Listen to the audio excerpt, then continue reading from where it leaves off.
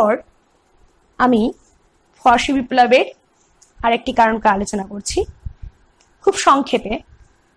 সেটা হলো ফরাসি বিপ্লবের সামাজিক কারণ। ফরাসি বিপ্লবের পূর্বে ফ্রান্সের জীবনের সংকট বিপ্লবকে অনিবার্য করে তুলেছিল।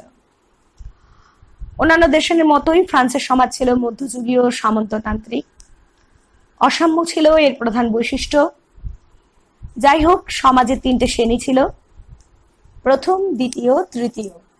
প্রথম শ্রেণীর মধ্যে ছিল যাজক, দ্বিতীয় শ্রেণীর মধ্যে ছিল অভিজাত শ্রেণী, এবং যাজক আর অভিজাত বাদ দিয়ে যারাই থাকে সর্বসাধারণ তারা ছিল তৃতীয় সম্প্রদায়ভুক্ত।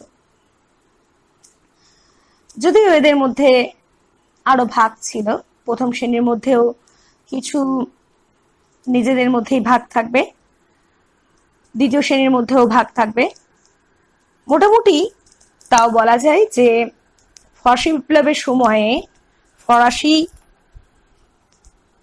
যে তিনটে শ্রেণীতে ভাগ করা হলো ফরাসি সমাজকে, সেই প্রথম দুটো শ্রেণী ছিল যাজক এবং অভিজাত শ্রেণী।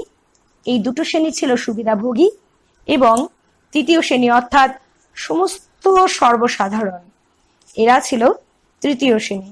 এই তৃতীয় শ্রেণীরা ছিল সুবিধা বঞ্চিত শ্রেণী। প্রথম শ্রেণী যাজক শ্রেণী।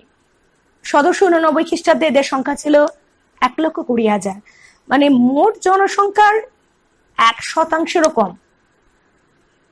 কিন্তু এদের হাতেই ছিল দেশের জমির 110%। এরা কোনো কর দিত না। কন্ট্রাক্ট অফ পেইশি নামক একটা স্বেচ্ছা কর ছিল, তবে নিয়মিতভাবে এটা ছিল না। এরা নিজেরাই আবার কর আদায় করতেন জনগণের নিকট থেকে। মৃত্যু কর, বিবাহ কর, ধর্মকর, এই করগুলো ছিল। এরা ছিল আইনের ঊর্ধ্বে, এদের জন্য পৃথক বিচার ব্যবস্থা, এদের শিক্ষা ব্যবস্থা আলাদা, সমস্ত কিছুতেই এদের সর্বেসর্বা প্রভাব। এই যাজক সম্প্রদায়েরও দুটো ভাগ ছিল, উচ্চ যাজক এবং নিম্ন শ্রেণীভুক্ত যাজক। উচ্চ যাজকের মধ্যে ছিল কার্ডিনাল, আর্চবিশপ, অ্যাবট, আর নিচু শ্রেণীর মধ্যে ছিল সাধারণত গ্রামীণ পাদ্রীরা। তবে এই নিচু শ্রেণীভুক্ত যাজকরা, এদের বেতন খুব কম ছিল। এরা এরা মানে সাধারণ মান ছিল জীবনযাত্রার, সাধারণ মানুষের মতো। কিন্তু এরা উচ্চ শ্রেণীর যাজকদের পছন্দ করতো না। এরাই কিন্তু সামাজিক বৈষম্য সম্পর্কে সচেতন ছিল এবং সাধারণ মানুষকে এরা সমর্থন করত।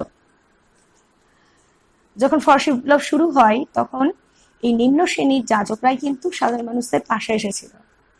অন্যদিকে যারা উচ্চ শ্রেণীভুক্ত ছিল অর্থাৎ কার্ডিনাল, আর্চবিশপ, অ্যাবট, এরা পদমর্যাদা, আর্থিক কাঠামো, এরা ছিল কুলীন। এরা গির্জার আয়ের সিংহভাগ বহন করত।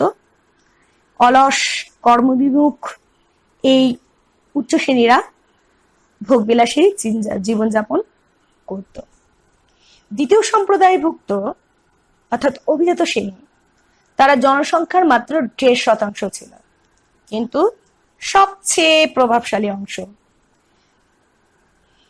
এরাও কোনো কর দিত না, কিন্তু সাধারণ মানুষের কাছ থেকে বিভিন্ন কারণে বিভিন্ন ভাবে এরা কর আদায় করত। সরকারি চাকরি, বিচার বিভাগ, প্রশাসনের কাজকর্ম সব এদের মুঠোয় ছিল। যাজকদের মতনই এদেরও বিভিন্ন দলে ভাগ ছিল। এদের মোটামুটি আমরা বলি প্রথমে বংশকৌলিন্য, অর্থাৎ যারা আসলে সাবিক অভিজাত। আরেকটা ছিল জন্মসূত্রে অভিজাত ছাড়াও আরেকটা মানে প্রশাসনিক প্রয়োজনে অভিজাত শ্রেণীর সৃষ্টি হয়েছিল। এদের বলা হতো পোশাকি অভিজাত। এদের বিচার মানে মোটা মাইনে ছিল। এই মোটা মাইনের বা মোটা টাকার বিনিময়ে এরা এই পদগুলা কিনত। এই দুটো অভিজাত শ্রেণীর মধ্যে কিন্তু সম্পর্ক ভালো ছিল না। সাবিক অভিজাতরা বংশ গৌরবের উপর বেশি গুরুত্ব দিত। সেই জন্য এই দুটো শ্রেণীর মধ্যে ভালো সম্পর্ক ছিল না। আমাদের সব থেকে যে বড় শ্রেণীটাকে লাগে সেটা হচ্ছে তৃতীয় সম্প্রদায়। এই তৃতীয় সম্প্রদায় ছিল সুবিধাহীন শ্রেণী। এদের মধ্যে ছিল কৃষক, বণিক, পুঁজিপতি, শিল্পপতি, আইনপতি, আইনজীবী, কারিগর, প্রশাসক, চিকিৎসক, দরিদ্র মানুষ থেকে একদম শিক্ষিত আলোকপ্রাপ্ত শ্রেণী সবাই ছিলেন তৃতীয় সম্প্রদায়ভুক্ত। মূলত তৃতীয় শ্রেণীকে মোটামুটি তিনটে ভাগে ভাগ করা যায়, অনেকে করেন। সেটা হচ্ছে প্রথম শ্রেণীকে বলা হয়, তৃতীয় শ্রেণীর মধ্যে প্রথম স্তরে ছিল বুর্জুয়া, দ্বিতীয় স্তরে কৃষক এবং তৃতীয় স্তরে সাঁকুলে। বুর্জুয়া অর্থাৎ এরাই ছিল বিপ্লবের অগ্রদূত, প্রধানত পুঁজিপতি শ্রেণীকে বোঝাতো। এদের এই বুর্জুয়া বলতে আক্ষরিক অর্থে বোঝানো হয় বুর্গ বা শহরের উপকণ্ঠে যারা বাস করত। ফ্রান্সের শহরবাসী, ধনিক, বণিক, সাধারণ দোকানদার, কারিগর, বুদ্ধিজীবী সকলেই এই বুর্জুয়া শ্রেণীর অন্তর্গত ছিল। এরা অনেকে আবার আর্থিক দিক থেকে প্রচন্ড শক্তিশালী ছিলেন। এই বুর্জুয়া শ্রেণী প্রচলিত সমাজ ব্যবস্থা, প্রচলিত ব্যবস্থার বিরুদ্ধে কঠোর সমালোচক ছিলেন। এই বিদ্যা, বুদ্ধি, অর্থ বলে অনেকেই এরা অভিজাতদের সমগোত্রীয়, কিন্তু শুধুমাত্র বংশ কল্যাণের অভাবে এদের সমাজ বা রাষ্ট্রে কোনো ভূমিকা ছিল না। এরা বারবার দাবি করত সামাজিক সম্মান স্বীকৃতির মাপকাঠি হবে যোগ্যতা, বংশগৌরব নয়। এই তৃতীয় সম্প্রদায়ের মধ্যে সব থেকে সংখ্যা গরিষ্ঠ অংশ ছিল কৃষক শ্রেণী। এরা মোট জনসংখ্যার ৮০%। শোষিত, বঞ্চিত, অত্যাচারিত এই শ্রেণী ছিল করভারে জর্জরিত। এদের প্রত্যক্ষ পরোক্ষ নানাভাবে কর দিতে হতো। শুধুমাত্র এই করগুলো যে রাজা আদায় করতেন তা নয়, রাজা, অভিজাত, যাজক প্রত্যেকেই এই কৃষক শ্রেণীর কাছে কর আদায় করত। কৃষকদের মধ্যেও শ্রেণী বিভাগ ছিল। বড় কৃষকদের বলা তো জোরদার, তবে এদের সংখ্যা খুব বেশি ছিল না। এরা, এই কৃষকরা সামন্ততান্ত্রিক অধিকারের অবসান ঘটাতে চেয়েছিল, জমির মালিকানার সমস্যার সমাধান করতে চেয়েছিল, টাইথ প্রথার বিলোপ চেয়েছিল। এরাই প্রধান সংগ্রামী শ্রেণী ছিল। এছাড়া ছিল শ্রমজীবী মানুষ, অর্থাৎ যারা শহরবাসী, এদের নাম ছিল সাঁকুলে। এখানে খেটে খাওয়া মানুষ, দিনমজুর, কারখানার শ্রমিক, কারিগর, বাগানের মালিক, রাজমিস্ত্রি, জেলে, চাকর সবাই ছিল এই শ্রেণীর অন্তর্ভুক্ত। সমাজের ফরাসি বিপ্লবের সময় সমাজের বিত্তবান সমস্ত মানুষ এদেরকে ভীষণ অবজ্ঞার চোখে দেখত। বিপ্লব পূর্ব প্যারিসে এদের সংখ্যা ছিল অনেক বেশি, অনেক। উচ্চ শ্রেণীর প্রতি এদের ঘৃণা ছিল। এদেরকে শহরের প্রশাসন ভয় পেত। তারা রুটির জন্য দাঙ্গা করত। যদি কোনো কারণে দ্রব্যমূল্য বৃদ্ধি পেত, এদের অবস্থা আরো খারাপ হতো। অর্থনৈতিক কারণেই একটা দেশ, একটা রাষ্ট্র, প্রত্যেকেরই, এমনকি একটা বাড়িরও প্রধান ভিত অর্থ ব্যবস্থা ঠিক থাকলে তার কিন্তু সংকট কমে যায়। পূর্বেই আমি বলেছি যে এই সময়ে অর্থনৈতিক অবস্থা ভীষণভাবে খারাপ হয়ে পড়েছিল। অনেক ঐতিহাসিক ফরাসি বিপ্লবের পিছনের মূল কারণ হিসেবে অর্থনৈতিক কারণকে দায়ী করেছেন। এরকম ঐতিহাসিক হচ্ছে লেফেভার, স্টিভেনসন প্রমুখ। অষ্টাদশ শতকের শেষে ফ্রান্স ছিল এমন একটা দেশ যার রাজকোষ ছিল শূন্য, রাজস্ব ব্যবস্থা ছিল ত্রুটিপূর্ণ, বিভ্রান্তিমূলক। আবার অনেকে এই বক্তব্য মানেন না, যেমন অনেকে বলেছেন, যেমন লাদুরি, তিনি এবার বলেছেন যে ফরাসি বিপ্লবের পূর্বে আবার ফ্রান্সের আর্থিক অবস্থা ভালো ছিল, জনসংখ্যা বৃদ্ধি পেয়েছিল, সমুদ্র রপ্তানি বৃদ্ধি পেয়েছিল, তবে লেফেভার মনে করেছেন যে ফ্রান্সের আর্থসামাজিক কাঠামোতে কোনো পরিবর্তন হয়নি। যাই হোক, ফ্রান্সের আর্থিক সংকটের মূল কারণ ছিল বুর্বো রাজাদের অর্থনীতি, যে অর্থনীতি তারা গ্রহণ করেছিল, ভ্রান্ত অর্থনীতি। যাদের কর দেওয়ার সামর্থ্য ছিল, অর্থাৎ প্রথম এবং দ্বিতীয় শ্রেণী, তারা কর থেকে মুক্ত ছিল। তার ফলে কি হলো, রাষ্ট্রের ব্যয় সংকুলনের জন্য অতিরিক্ত অর্থ সংগ্রহের কোনো পথ আর থাকলো না। প্রত্যেক বছরই একটা রাজস্বের ঘাটতি হতে শুরু করলো। সেই ঘাটতিটা শুরু হয়েছিল পঞ্চদশ লুইয়ের আমল থেকেই। পঞ্চদশ লুই সেই ঘাটতিটাকে মেটাতে পারেননি। প্রত্যেক বছর বছর যদি এই ঘাটতিটা থেকে যায়, তো একসময় এটা একটা বড় ঘাটতি দেখা দেয়। সেরকমই ষোড়শ লুইয়ের আমলে একটা বড় ঘাটতি দেখা গেল। ত্রুটিপূর্ণ কর ব্যবস্থার জন্য তৃতীয় শ্রেণীকেই, অর্থাৎ বিশেষ করে কৃষক শ্রেণীকে করভার বহন করতে হতো। আদায়কৃত মোট করের ৯৫% বহন করতে হতো সাধারণ মানুষকে। কৃষকরা রাজাকে দিত কর, গির্জাকে দিত কর, সামন্ত প্রভুকে দিত কর। এই করভারে জর্জরিত কৃষকদের কৃষির উন্নতির দিকে কোনো নজর দেওয়া সম্ভব ছিল না। মানে এই সময় এদের অবস্থা খুবই খারাপ হয়ে পড়েছিল। ভালোভাবে তারা একবেলা খেতেও পারতো না, এদের এতটাই অবস্থা খারাপ হয়ে গিয়েছিল। কৃষি সংকট থেকেই এইটা শিল্পক্ষেত্রেও ছড়িয়ে যায়। খাদ্যদ্রব্যের মূল্য বৃদ্ধি পেয়েছিল। দিন আনা দিন খেটে খাওয়া মানুষ যারা, তাদের আয়ের পরিমাণ কমে গেল। যে আয় তারা করতো, তাদের সিংহভাগ খাদ্য কেনার জন্য বহন করতে হতো। এরপরেও কিন্তু অভিজাত বা যাজক এদের লোভ কমেনি।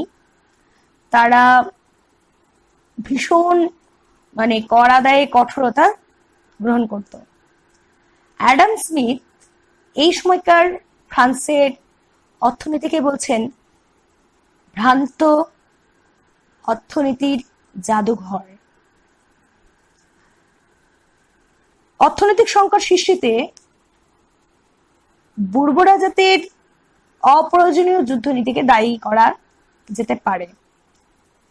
চতুর্দশ লুইও যুদ্ধের জন্য প্রচুর ব্যয় করেছিলেন। পঞ্চদশ লুইয়ের সময় আমি বলেছিলাম যে উত্তরাধিকার যুদ্ধ, অস্ট্রিয়া উত্তরাধিকার যুদ্ধ, সপ্তবর্ষব্যাপী যুদ্ধ, এই দুটোতে জয়লাভ করতেও পারেননি। ষোড়শ লুইও আমেরিকার স্বাধীনতা যুদ্ধ অংশ নিয়েছিল।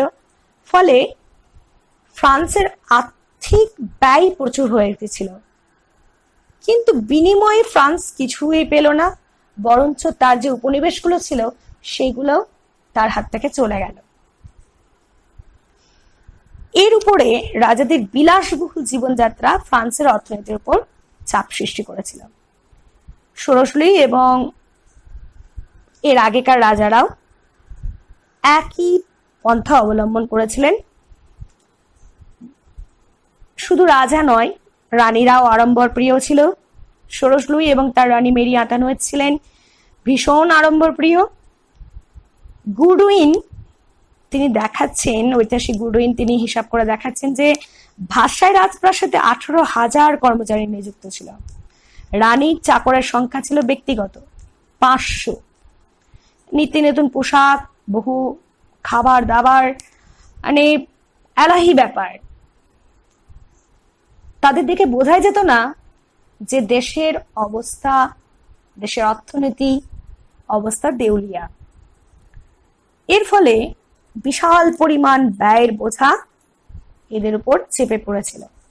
যে ব্যয়ের বোঝাটাকে লাঘব করার ক্ষমতা ফরাসি রাজাদের ছিল না, তারা অক্ষম হয়ে পড়েছিলেন। এই অবস্থায় মুদ্রাস্ফীতি ঘটবে, তার ফলে পরিস্থিতি আরো জটিল হয়ে যাবে। মুদ্রাস্ফীতি বেড়ে গেলেই তার সহযোগী হিসেবে চলে আসে দ্রব্যমূল্য বৃদ্ধি। রুটির দাম 50% বৃদ্ধি পেয়েছিল। রুটির জন্য দাঙ্গা আরম্ভ হয়েছিল, প্রাকৃতিক বিপর্যয় হয়েছিল, গ্রাম ছেড়ে কৃষকরা শহরে চলে আসছে, কিন্তু শহরে এসে তারা ভবঘুরেতে পরিণত হচ্ছে। কোনো জায়গায় তারা কাজ পাচ্ছে না, ঠিকমতো মজুরি পাচ্ছে না। ষোড়শই এই তীব্র অর্থনৈতিক সংকট থেকে মুক্তি পাওয়ার জন্য বারবার অর্থমন্ত্রী নিয়োগ করছেন, সংস্কার করার চেষ্টা করছেন, কিন্তু যতজনই নিয়োগ হচ্ছেন ততজনই আর কর ব্যবস্থাকে সাজাবার উপায় একটাই খুঁজে পাচ্ছে, যে প্রথম দুই শ্রেণীর উপর কর চাপানো, অর্থাৎ যাজক আর অভিজাত।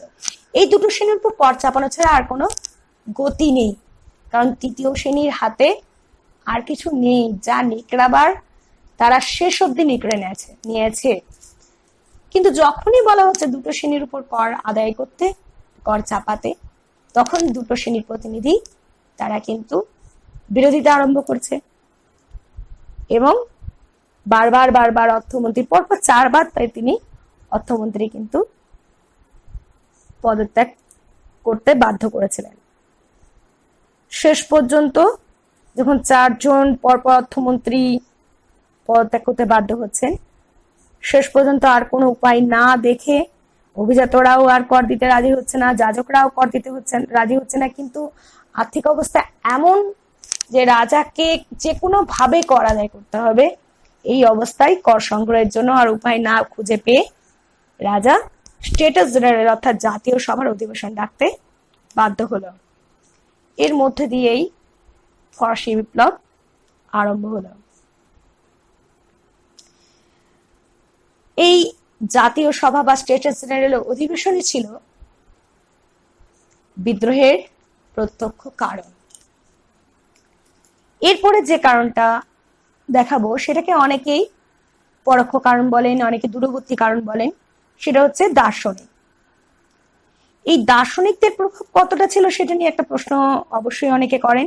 অনেকে বলেন ফরাসি বিপ্লবের পিছনে দার্শনিকদের অবদান আছে, অনেকে বলে না না এই বক্তব্য ঘোড়ার আগে গাড়ি যে তার সঙ্গে তুলনা করেন।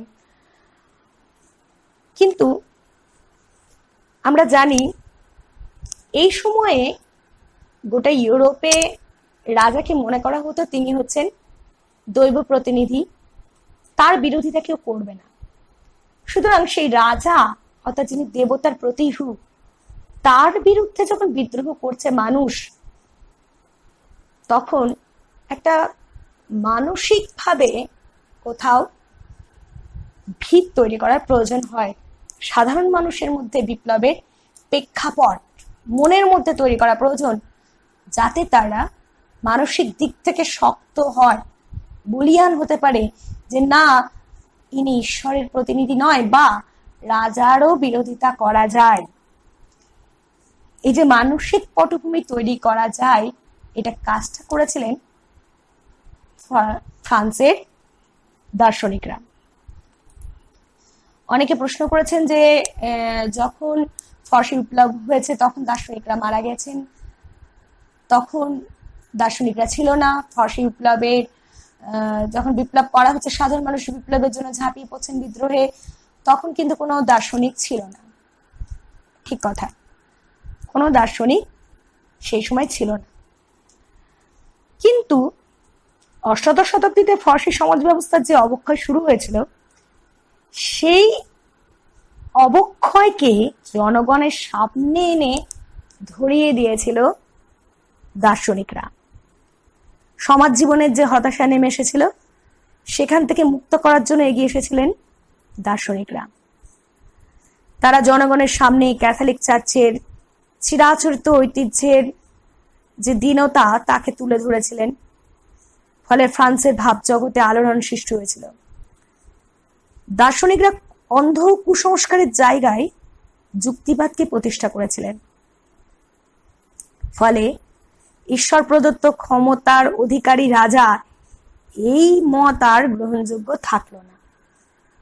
ফলে যে স্বৈরাচারী রাজতন্ত্র চতুর্দশ লুই স্থাপন করেছিলেন তা দুর্বল হয়ে গেল।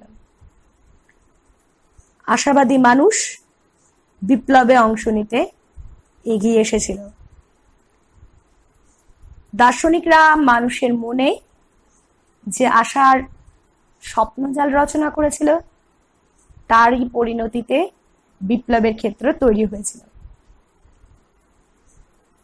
বিপ্লবের পিছনে দার্শনিকদের হয়তো তেমন ভাবে কোনো অবদান ছিল না বলে অনেক পণ্ডিত মনে করে।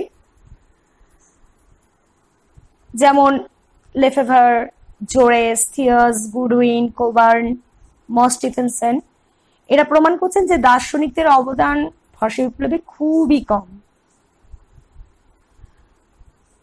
আসলে ফরাসি বিপ্লবের এরা মনে করেন যে ফরাসি বিপ্লবের পিছনে দার্শনিকদের অবদানকে অযথা গুরুত্ব দেওয়া হয়েছে, কারণ সাধারণ মানুষ দার্শনিকদের লেখা অত বুঝতো না।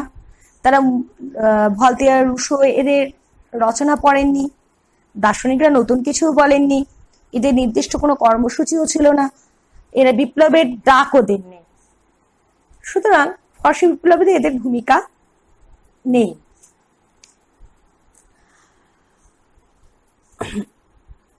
থমসন বলছেন দার্শনিকদের প্রভাব হীন ও পরোক্ষ। এই মন্তব্যে যথেষ্ট গুরুত্ব আছে, কিন্তু নিরপেক্ষভাবে বিচার করলে বলতে হয় ফরাসি বিপ্লবে দার্শনিকদের প্রভাব অস্বীকার করা যাবে না। তার কারণ যে কোনো বিপ্লবের জন্ম হয় প্রথমে মানুষের মনে। যতদিন মানুষের মন থেকে পুরনো সমাজের প্রতি আনুগত্য মুছে দেওয়া না যায় ততদিন কিন্তু বিপ্লব আসে না। পুরাতন তন্ত্রের দোষ ত্রুটি, তাদের সীমাবদ্ধতার উপর দার্শনিকরা আক্রমণ করেছিল বলেই বিপ্লব এসেছিল। তাদের রচনা মানুষ পড়ে পুরাতন তন্ত্রের প্রতি শ্রদ্ধা হারিয়েছিল। অনেক অনেক ঐতিহাসিক বলছেন যে দার্শনিকদের রচনা সাধারণ মানুষ পড়েনি। এটাও ঠিক, কিন্তু সমাজের সবাইকে যে দার্শনিকদের রচনা পড়তে হবে এমনটা আশা করা ঠিক নয়। সমাজের কিছু মানুষ দার্শনিকদের রচনা পড়েন, তারা নেতৃত্ব দেন, তারা বিভিন্ন জায়গায় এগুলো নিয়ে আলোচনা করেন। সেই আলোচনাগুলো অন্যান্য শ্রেণী শোনে মানুষ। সেই মানুষের কাছ থেকে আস্তে আস্তে সমস্ত সমাজে দার্শনিকদের বাণীগুলো ছড়িয়ে পড়েছিল। রুশো, মন্তেস্কু, ভলতেয়ার এরা প্রত্যেকেই নিজ নিজ দিক থেকে পুরাতন তন্ত্র, রাজা, অভিজাততন্ত্র, যাজক এদের যে ত্রুটি সেগুলোকে জনসমক্ষে তুলে ধরেছিলেন। এই সামগ্রিক পটভূমির ফলাফলই হচ্ছে ফরাসি বিপ্লব। আজকে আমি এই পর্যন্তই আলোচনা করলাম।